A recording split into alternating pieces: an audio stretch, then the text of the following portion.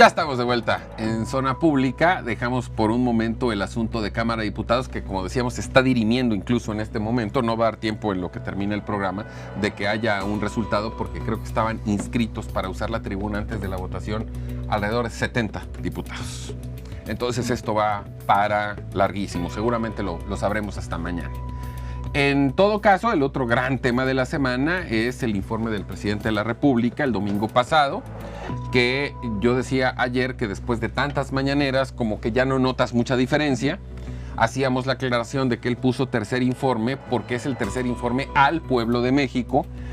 Revisé la ley y no hay nada que le impida al presidente ponerle tercero o 25º. En todo caso, la ley lo que le exige es mandar al Congreso el paquete del Estado que guarda la administración pública, que eso lo hizo Olga Sánchez Cordero a las 5 de la tarde como está estipulado. Digamos que el formato de cómo él se dirige, qué pone en la mampara de atrás, digamos que tiene la libertad absoluta de hacerlo porque no hay una reglamentación al respecto. Pero ¿qué significa esto? Esto significa un nuevo ritual que tiene que ver con la forma de ser y de pensar del presidente en términos no solo de la Cuarta Transformación, de cómo él entiende el poder. Bueno, lo que vimos el domingo con el informe presidencial fue antes la entrega del documento por la Secretaría de Gobernación a la Cámara de Diputados, un acto protocolario, más bien ahí fue la estrella. Y ese sí el obligado. Sí, o sea, fue el obligado por ley, porque tiene que reportar el estado de la administración actual. Sí. Pero en la entrega, el que fue el gran eje o el gran líder fue Porfirio Muñoz Ledo. Todos los caminos llevan a Porfirio. Sí, o sea, a final de cuentas, si uno revisa su discurso y el discurso de Olga Sánchez Cordero, el que tiene más peso es en el caso de Porfirio Muñoz Ledo. Tuvo su sábado de gloria, mi querido Porfirio Muñoz Ledo. Al día siguiente, el domingo, ya era el día del presidente. Lo que vimos fue como en petit comité con su gabinete y con invitados y demás, y uno se fija bien en... Había sillas vacías, ¿eh? Había muy buen número de sillas vacías. Sí, eso es lo que te iba a comentar, porque es un lugar chico. Era un lugar chico, era el patio finalmente, y había muchos lugares vacíos. La pregunta es por qué, y de aparte la Cámara lo enfocaba. O sea, otras veces en la cuestión de estrategias políticas siempre haces un paneo o lo generas una especie de Zoom donde alargas el número de visitantes. Te voy a decir por qué creo que había lugares vacíos. Porque los que organizan estos eventos no tienen la menor idea de la logística, y te voy a poner un ejemplo. No invitaron a los embajadores acreditados que siempre van. Pues ahí con eso llenabas 70 sillas. Tranquilamente. Y bueno, el presidente, a final de cuentas, el tiempo que utilizó fue hablar de mí.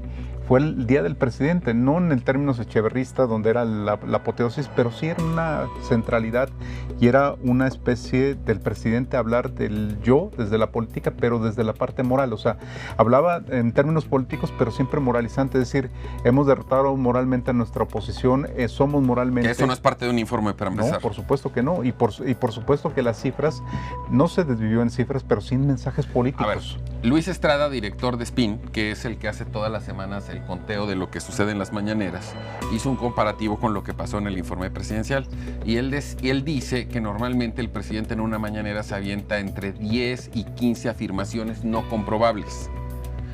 El discurso del informe duró más o menos lo que una mañanera, ¿eh? Sí. Se aventó 97 afirmaciones que no son puntuales, y 6 que son puntualmente, totalmente inexactas. O sea, no lo quiero decir así, pero son falsas. 6. Una mañanera dominguera. Larga. Nacho. Bien, mira, si este es el nuevo formato, pues qué lamentable formato. Qué triste. Muy enquencle. El romper con la imagen, si bien del presidente, creo que era un clamor el que no fuera el día del presidente, pero hay que entender que esto es un informe que se da y se rinde cuentas del estado de la nación. Si no empezamos entonces a regular lo que sí se debe de decir en un informe de gobierno, pues creo que entonces tiene sustento en que él llame un tercer informe, porque son pues informes políticos, declarativos, de poco formales. Muy poco formales, donde él más o menos da su punto de vista de cómo ve las cosas en la nación, pero no se le puede llamar que es un informe de Estado. Entonces, ahí digamos que ellos mismos plantean el dividir eso. ¿no? Él se inclina por seguir dando un informe político, cumple con el requisito constitucional y creo que salva este requisito planteando de que no es o de que no va a leer el informe de gobierno, sino que lo que va a hacer es un informe a la nación, y que lo que se hace en el Congreso, pues bueno, cubre las formalidades que hasta hoy pide la Constitución, ¿no?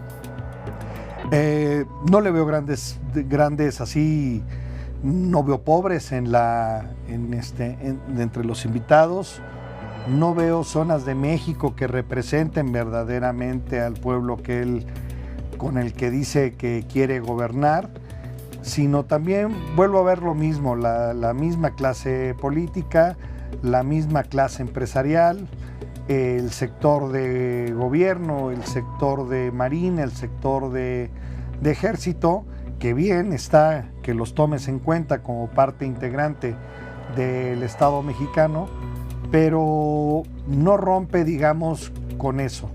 Tampoco es un lugar sencillo, es Palacio Nacional, en donde también el presidente Peña lo utilizó para esos efectos. Da mucho que desear este tipo de O sea, de en esa idea de la informalidad acaba siendo banal. A ver, pero eso es lo que te quiero preguntar, ¿por qué tú eres experto en símbolos y esto es un asunto de significados? O sea, Andrés Manuel López Obrador no hace nada de casualidad. No. Todo lo calcula y además todo lo ve desde una visión política periférica que no solo es para cumplir con el objetivo del día, tiene otras implementaciones. Entonces, ¿por qué diseña un formato como este? ¿Qué es lo que interpretas tú que quiere decir o hacer con esto? Bueno, y ahorita recordando algo, el último presidente que fue a la Cámara de Diputados fue Miguel de la Madrid. Sí. Y quien lo increpa en ese momento es Porfirio Muñoz Ledo. Para variar, todos los caminos llevan a Porfirio. Fue Cedillo, ¿eh? Fue con Cedillo. Cedillo. Sí. Monta tanto. Sí. Y fue hablando del equilibrio de poderes en el famoso discurso parafraseando la ley de... Y que ya no volvieron a la Cámara de Diputados. Sí, tienes razón, fue Cedillo y aparece Porfirio Muñoz Ledo increpándolo en ese tenor. El hacerlo de esta manera, o sea, lo había utilizado Peña Nieto y quizás otros presidentes en otros actos lo habían utilizado. Pero aunque era el mismo lugar, el de Peña Nieto era un poquito más pomposo. Era pomposo, pero también era el ejercicio del poder, se sentía el poder presidencial, se sentía la figura. El formato, como era el protocolo y todo este asunto. El presidente de la República lo que hace en ese sentido es decir, rompe la barrera y lo vuelve, chabacano, informal. Bueno, chabacano. Lo vuelve chabacano. Se avienta sus frases, hace bromas. Pareciera más como estar entre amigos, ahí entre... La mañanera. Sí. ¿Y qué es lo que hace? Empieza a quitarle el aura al presidencialismo para decir... A la figura presidencial. Oficial. Sí, bueno. Pero se siente incómodo, porque él es más bien de plaza pública. Él hubiera preferido el Zócalo, estoy seguro. Es curioso. Es un tipo que anheló la banda, que se diseñó otra banda, y va a ser difícil no ponérsela. No entiendo por qué no quiere. Porque yo creo que parte de ese rompimiento dentro de la asesoría o dentro de las opciones que yo creo que le dieron para darle una nueva característica a este rito, que no deja de ser rito, pues fue quitarse la banda. Pero tampoco cuando recibe las cartas credenciales de los embajadores, que eso sí está estipulado en la ley, tampoco se la pone. Sí, por eso te digo, que hubo la discusión de cambiarle el orden de los colores, empezando por ahí. Y el uso de la banda presidencial siempre ha sido esta parte resistente. Es decir, quiere desacralizar el concepto o la figura presidencial, pero llevarlo a sus extremos. Pero lo que no entiendo es que es un presidente tan poderoso y que independientemente de sus características personales, digo, después de 18 años de estar buscando el poder, no entiendo por qué desacralizar, por qué él mismo boicotear esa figura tan poderosa. No lo entiendo. Hay que tomar en cuenta que desacralizar la institución, pero sacralizarse él, es la figura. Él es el centro. Pero ese es un ejercicio personalísimo del poder. Sí, por supuesto. Por eso la banda presidencial no la usa. Precisamente porque la presidencia es algo accesorio para ejercer sus principios morales, sus discusiones o sus lineamientos políticos. La banda presidencial no lo hace a él hace la banda presidencial. La banda presidencial lo igualaría con sus antecesores, si es lo que estoy entendiendo. Sí, pero aparte... Ahora sí me preocupaste. Pero aparte, no solamente lo igualaría, sino que la banda presidencial, en este caso, su popularidad y su legitimidad no viene por la banda presidencial, Se viene por su sujeta propia a- figura. Se sujeta. Pero él lo trasciende. El líder carismático no se tiene por qué ceñir a una institución. Él es la ¿Te institución. das cuenta de lo que estás diciendo? Sí. Es tremendamente preocupante. Y ahorita que lo está diciendo Nacho, particularmente me empecé a preocupar por el tema de la banda presidencial. Y mira, y esperemos que no lleguemos a tal extremo que lo ha hecho los gobiernos de izquierda en América Latina, que es utilizar como figura de la presidencia no solamente esta imagen de símbolos, sino que lo han hecho con la figura de los palacios de gobiernos. Esto apareció en Washington, sobre todo en la parte de redacción y en donde se reciben a los reporteros, en donde se indica que estás en la Casa Blanca, pero tenemos muy malas imitaciones en América. Tenemos Ecuador, tenemos Argentina, tenemos Bolivia. inclusive a Venezuela, tenemos a Bolivia, y todos ellos imitaron el poner atrás, digamos, el logo Y el nombre del palacio. frontis y el palacio, ¿no? Estamos a nada de que nos suceda una imitación mala, de querer hacerlo. Al rato vamos a mover el escudo y vas a tener, digamos, el diseño de Palacio Nacional atrás, que a alguien se le va a parecer Pero ¿sabes muy ad qué? hoc, pero para que te des una idea de cómo transformamos este tipo de ritos mal. Pero ¿sabes qué, Nacho? Imitamos Y aún mal, ya sé. Yo iría un poco más, o sea, a mí me parece que esta figura de usar el Palacio del Quemado en Bolivia o el Palacio de Miraflores en Venezuela, aquí lo que vemos ni siquiera es la figura de Palacio. O el Lo que Es vemos de él. son las figuras de los líderes carismáticos. Hidalgo, y si ustedes se fijan del lado de frente, del lado derecho está Zapata. ¿Sí? Zapata es una figura carismática. Del otro lado está la figura Madero, Hidalgo, Morelos y demás, y él está dentro de esa constelación de héroes carismáticos. Es decir, él es parte de esa historia y él es el que está forjando la historia. No va a necesitar la figura del Está palacio. peor, ¿eh? No va a necesitar la figura del palacio. Va a necesitar las figuras carismáticas para decir, no soy igual a mis antecesores, sino soy igual a estos, pues lo trasciendo. No por nada se llama Cuarta Evidentemente, la Transformación. sutileza de esas figuras tiene que ver con eso. Y ningún presidente lo había usado. Jamás. Ninguno.